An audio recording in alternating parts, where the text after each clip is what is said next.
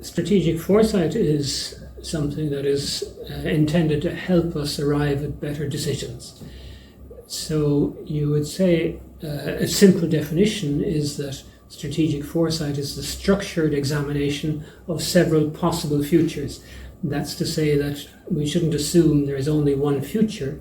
We should recognize that there are several possible paths, and it's in our interest to examine many possible paths in a systematic manner to try and work out what's the best path to choose and what are the best ways for us to continue on the chosen path.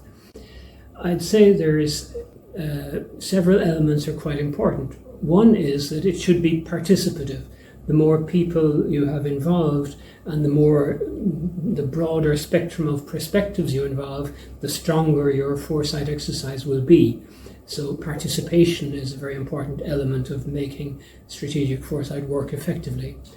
Another element that's important is that it should be linked into the decision-making process. The purpose of strategic foresight is to advise decision makers. And that means that it's not a theoretical exercise, it's not something you want to publish and put on a shelf and forget about. It's intended to inform the decisions of those who have the responsibility of making decisions. It doesn't replace the decision makers by any means, but it's intended to aid them to arrive at more informed decisions.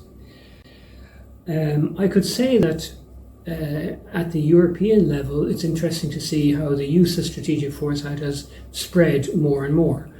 This perhaps started with the great financial crisis of 2008, when many people felt that we weren't good enough at seeing what was coming towards us. But in that respect, it's important to remember that strategic foresight is not about predicting, it's more about preparing. We need to prepare for different futures in order to give ourselves options as we go forward. But from 2008 and onwards, several institutions of the European Union decided to cooperate and to pool resources to engage more consistently in strategic foresight. This gave rise to the ESPAS network, the European Strategy and Policy Advisory Service, and this has served as a basis for greater contact between the institutions, more rigorous approach to the techniques of strategic foresight, and a sense of common purpose to analyse together the problems and the opportunities that are coming towards the European Union.